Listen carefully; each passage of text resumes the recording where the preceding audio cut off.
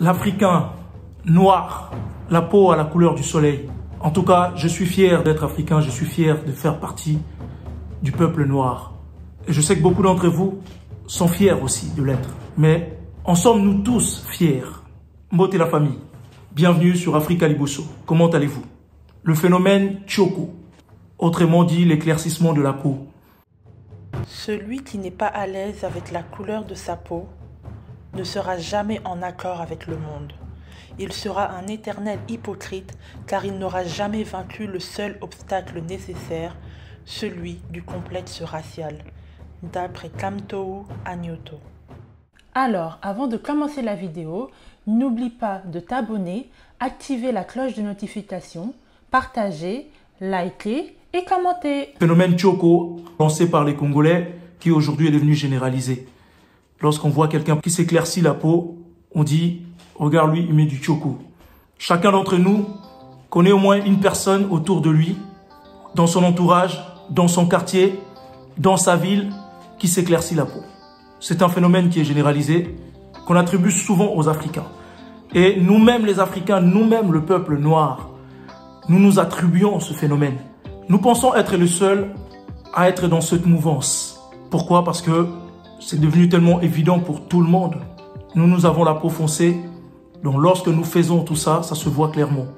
C'est un phénomène qui est répandu dans le mental de tout un chacun, que les Noirs sont les seuls à porter cet idéal. Ce qui est complètement faux. Exemple, en Asie, ce phénomène est très répandu. Les Chinois, vous voyez bien comment sont les Chinois. Ils ne sont pas noirs, mais en Chine, la clarté de la peau est un critère de beauté majeur. Pareil pour l'Inde et beaucoup d'autres pays en Asie. Exemple, en Inde, il y a beaucoup de pubs sur la promotion de produits éclaircissants. L'Africain a adopté cette même mentalité de faire de promotion de produits éclaircissants qui sont fabriqués par des Indiens, des Chinois installés en Afrique. Des produits comme Carolite qui sont fabriqués au Congo par des étrangers parce qu'il n'y a aucune société de tous ces produits qui appartiennent à un Congolais. Tous ces produits fabriqués en Afrique pour des Africains, mais par des étrangers. Et d'ailleurs, j'ai une petite story time pour vous. Je me rappelle quand je suis parti au pays, il y a une personne qui m'a dit « J'aime bien ta couleur de peau, mais si tu avais mis un peu de Carolite, tu serais mieux, tu vas arranger ta couleur de peau. » Je lui ai dit « Oui, t'inquiète pas, je commence dans une semaine. Franchement, regarde bien cette couleur de peau. Moi, j'aime bien ma couleur de peau. Je la trouve fantastique. Les ravages de l'esclavage.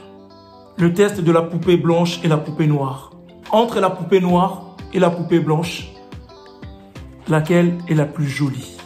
Donc pourquoi nos frères et sœurs s'éclaircissent la peau? Certains le font pour suivre le mouvement, d'autres le font parce que autour d'eux, tout le monde a toujours fait ça, et d'autres encore parce qu'ils sont persuadés que pour être beau, il faut être clair de peau. C'est une profonde aliénation. Tout cela ne date pas d'aujourd'hui.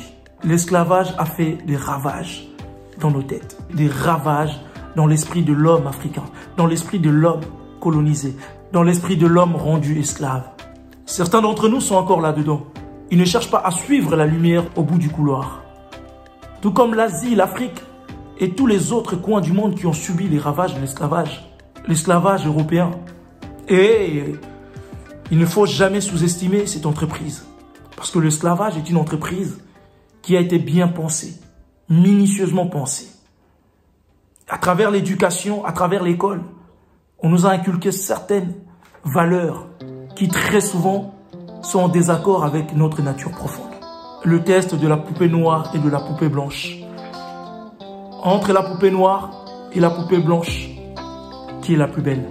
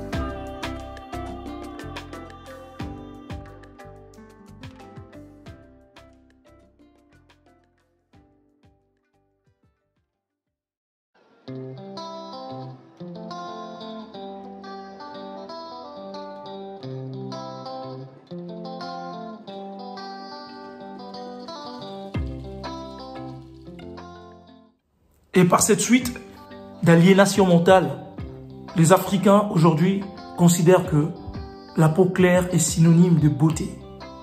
Être clair de peau t'ouvre les portes dans tous les milieux confondus. Observez nos artistes. Pour la plupart, quand ils commencent leur carrière, ils ont la peau noire.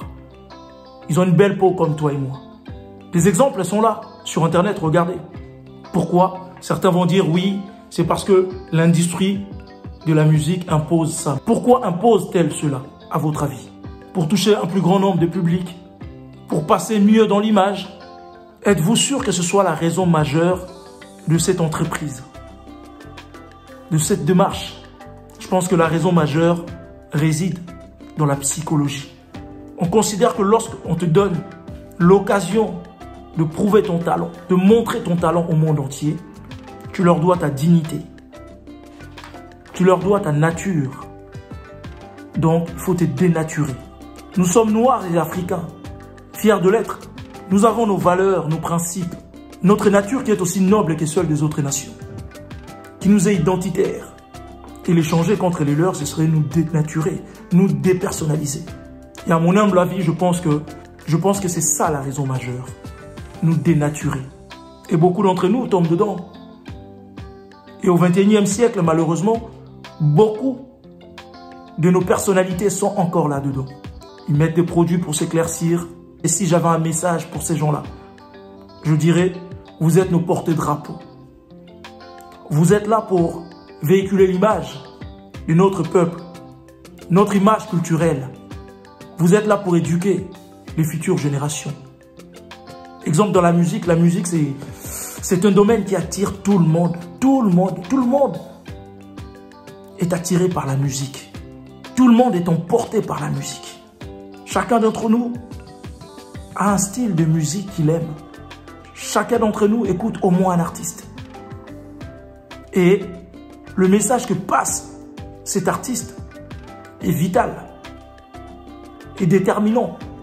Alors, chers artistes, chères personnalités noires, soyez fiers d'être noirs.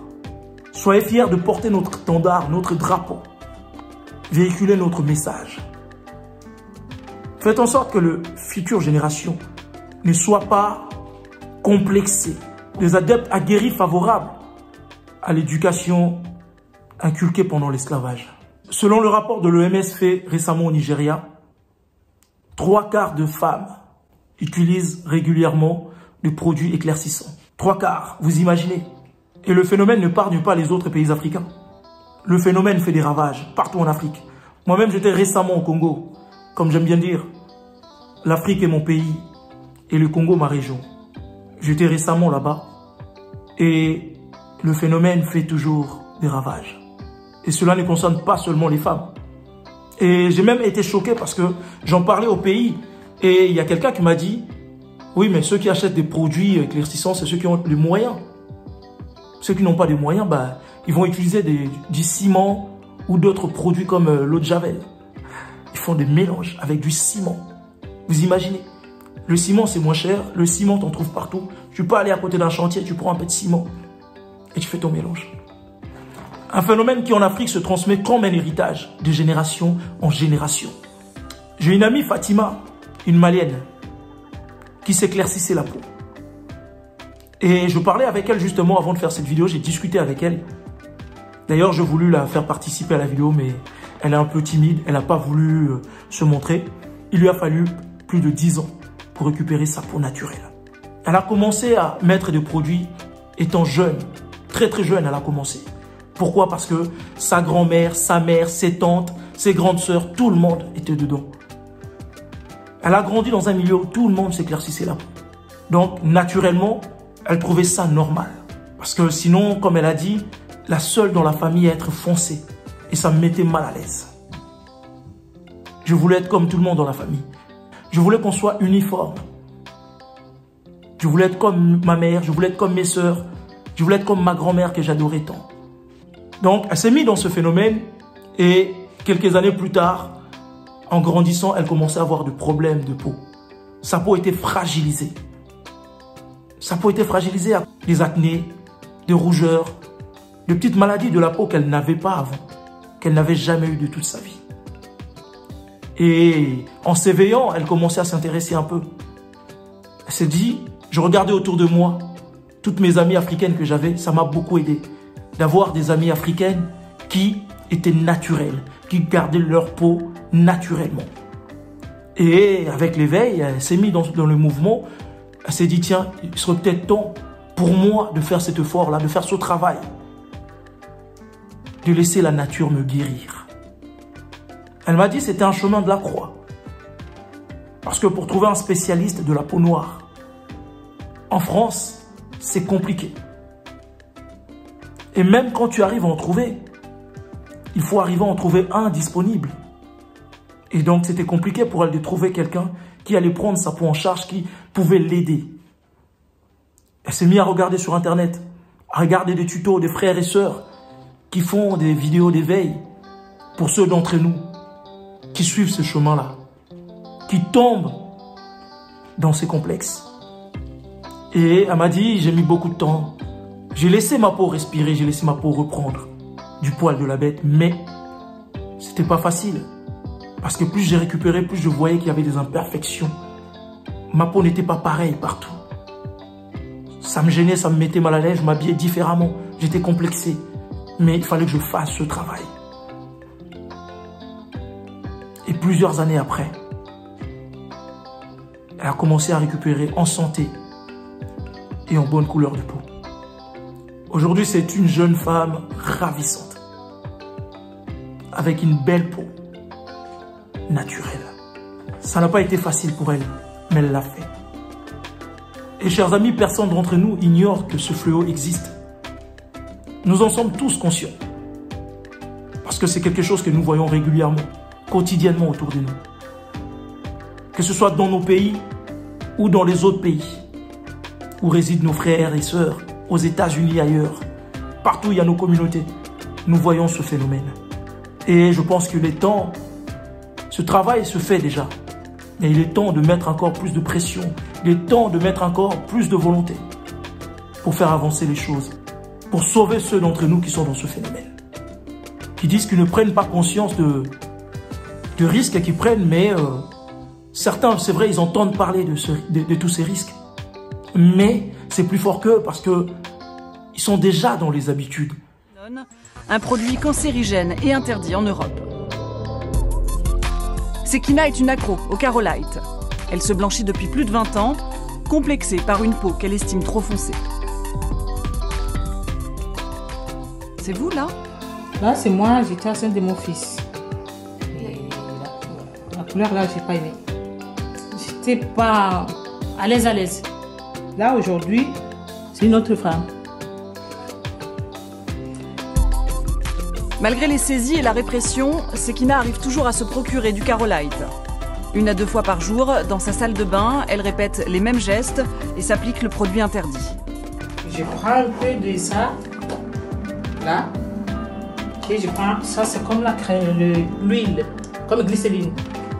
Et ça fait quand même un peu lisse, ça lisse ma peau. J'étale bien, et après je mets. Et ça donne la peau lisse en plus. Voilà. Ça ne vous effraie pas? Je passe pas ça, je fais pas attention. Des fois, si j'achète, je lis pas pour que ça me fait pas peur. Si on commence à prendre ça, tu éclaircis, tu dis waouh, je suis belle. Et dès que tu laisses, tu noircis plus qu'avant. Donc j'ai commencé, je suis dedans, c'est comme la drogue. Ce n'est pas facile de sortir un fou de sa folie. Parce que dans sa folie, tout lui semble réel, tout lui semble logique. Allez lui prouver que c'est vous qui êtes dans le vrai. Eh oui, chers frères et sœurs, comme la pandémie de Covid, ce phénomène est en train de faire des ravages dans notre continent mère. Aucun domaine, aucun quartier, aucun groupe, aucune classe sociale n'est épargnée. Il y a une mentalité qui s'installe où les jeunes générations se disent « Tiens, je ne veux pas utiliser les crèmes, ça abîme plus ma peau. Il faut aller dans les injections, dans les pilules, c'est beaucoup mieux, c'est beaucoup plus classe. » Détrompez-vous. et le résultat est le même. Et cela, c'est au-delà de l'esthétique. C'est un problème qui est vraiment enfoui dans notre mental. C'est au-delà du physique. Au-delà de l'esthétique. La peur de paraître trop noir. La peur de ne pas se faire aimer dans la société. La peur de ne pas intégrer certains milieux. La peur que les autres ne te voient pas plus joli, plus beau. Et la peur que toi-même, en te regardant dans le miroir, que tu ne te vois pas comme le modèle exposé. Le modèle de la beauté qu'on te passe à la télé. L'idée que le teint clair est beaucoup plus joli. C'est le teint du succès. C'est le teint de la beauté. C'est le teint de l'intégration. Pourquoi de l'intégration? Parce qu'on le voit dans certains milieux ou dans certains endroits, des gens qui disent « Oui, mais lui, il est trop sombre. Il est trop noir. Il est gentil, il est bien, mais il est compétent, mais il est trop noir pour s'intégrer. Il est compétent, il est intelligent, mais faut qu'il fasse un effort sur sa peau. C'est un bon gars, franchement, c'est une nana sympathique. Mais faut qu'elle soigne sa peau. Il faut qu'il soigne sa peau.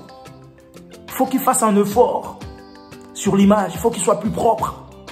Alors qu'ils sont même meilleurs que ceux qui parlent. Ceux qui lui demandent d'être plus propre. L'influence de la société. Voilà pourquoi la mentalité, comme j'aime bien dire, que la mentalité africaine doit évoluer, mais énormément. Quand j'ai évolué la mentalité africaine, ce n'est pas la mentalité du peuple africain. Parce que le peuple africain est en train de faire cet effort-là d'évolution. Mais c'est vraiment notre mentalité globale de notre système. C'est-à-dire que dans nos pays, les institutions doivent évoluer. Dans l'image générale. Dans l'image véhiculée. Que ce soit dans nos médias, que ce soit à travers nos politiciens. Parce que quand tu vois dans un pays où le président de la République lui-même s'éclaircit la peau, automatiquement ça influence toute sa classe politique et tous les autres en bas. Ils ont un modèle à suivre et ils vont suivre ce modèle. Quand les enfants vont à l'école et que le professeur lui-même s'éclaircit la peau, mais à mort, donc les enfants regardent, ils voient. Nous allons mettre quelqu'un au ministère de la Culture, quelqu'un qui s'éclaircit la peau. Quelle culture va-t-il véhiculer? Nous sommes africains. Au-delà de statuettes, de richesses de notre pays, il y a aussi l'image à véhiculer. Et cette image fait partie de notre histoire. Parce que lorsque vous mettez un ministre qui, lui, s'éclaircit la peau, forcément, lui, il est dans l'hypothèse que pour être beau, il faut être clair. Et c'est ce message-là qu'il va véhiculer. Parce que pour lui, dans sa tête, c'est normal. Donc, il faut vraiment que ce travail-là soit fait au niveau de nos institutions. Si nos hauts placés arrivent à regarder cette vidéo, nous œuvrons tous pour la même chose. En tout cas, je l'espère. En tant que peuple africain, nous devons tous œuvrer pour notre évolution. Et cette évolution ne peut que commencer par l'évolution des mentalités. Et ces mentalités ne peuvent évoluer que si nous plaçons l'Africain là où il doit être. Si nous mettons le modèle africain au-dessus de tout autre modèle, l'impact est psychologique. Tout travail commence dans la tête. Toute évolution commence dans la tête. Une explosion de la culture occidentale enseignée et perpétuée à travers l'éducation. Et pourquoi je m'adresse autant à nos systèmes? Pourquoi je m'adresse autant à nos dirigeants, nos porteurs de drapeaux? Parce que le secteur industriel n'en est pas pour rien. N'est pas innocent.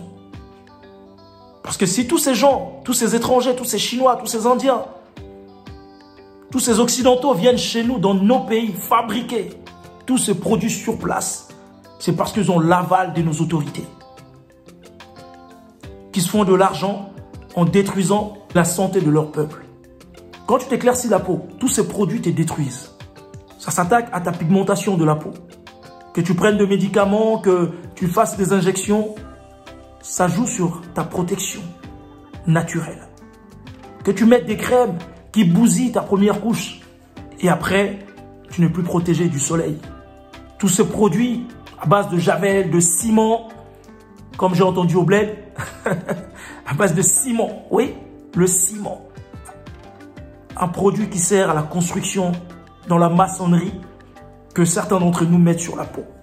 De l'hydroquinone, des corticoïdes, du plomb, mercure, tant de produits interdits ici en Occident, mais utilisés par les nôtres. Et donc, chers amis, tous ces produits cosmétiques fabriqués pour éclaircir vos peaux sont dangereux, sont très très dangereux pour la peau. Combien de gens que nous voyons autour de nous, dans notre communauté ou dans d'autres communautés qui ont la peau bousillée, qui ont de marques sur le visage, qui ont le visage marqué comme si ils avaient eu un combat avec Mike Tyson. Et si tous ces produits étaient interdits en Afrique? Et si tous ces produits étaient interdits chez nous? Toutes ces entreprises qui viennent les fabriquer fermées. Et si seulement c'était possible? Et si seulement pour nous les Africains, pour nous les Afros, nos intérêts passaient avant tout? La santé de nos proches, de nos enfants, de nos populations passait avant tout.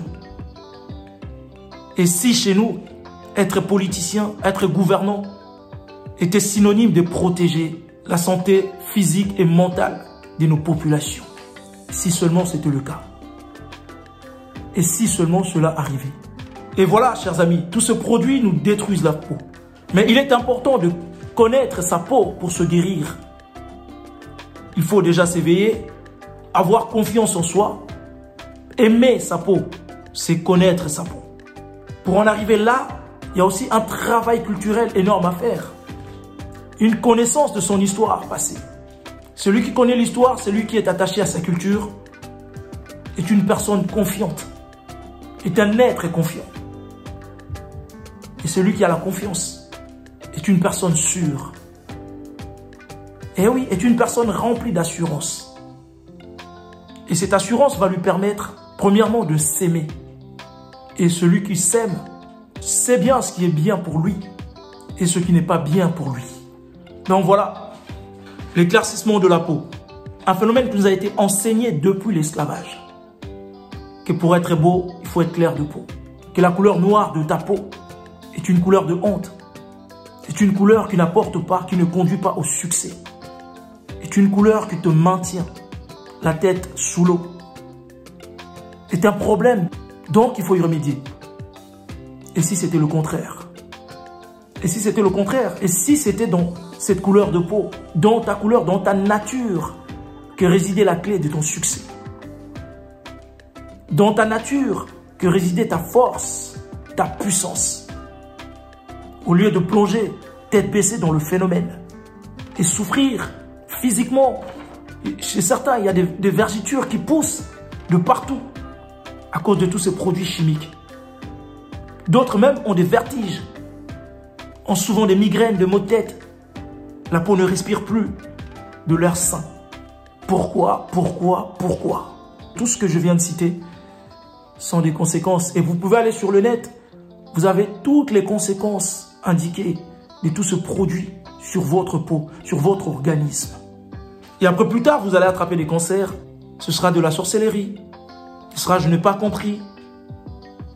Qu'est-ce qui m'est arrivé? Je n'ai jamais fait de mal à personne. J'ai toujours été une bonne personne. Donc voilà, chers amis, voilà ce phénomène qui nous détruit de l'intérieur et de l'extérieur. Ce phénomène qui en boucle nous conduit dans le désert de l'esclavage. C'est dans notre psychologie, dans notre conscience que réside la solution à ce problème. Faisons ce travail. Faisons ce travail. Prenons conscience des choses. Et ça nous évitera de tourner en boucle dans ce désert, dans cette illusion créée pour nous. Donc voilà, chers amis. Voilà. Cette vidéo touche à sa fin. Je sais qu'autour de nous, personne, que ce soit autour de toi, que ce soit autour de moi, personne d'entre nous ignore l'existence de ce problème. L'existence de ce fléau qui nous détruit autant de l'extérieur que de l'intérieur. Faisons ce travail, que ce soit pour nos frères et sœurs qui en sont victimes, pour notre descendance, et à vous, nos personnalités, nos hommes influents, nos hommes et femmes influents. Faites ce travail. Apportez-nous un peu de lumière pour que le monde entier, à travers cette lumière, puisse voir cette beauté noire, cette beauté africaine. À très très bientôt, chers amis, sur Africa Liboso. Toza et Longo.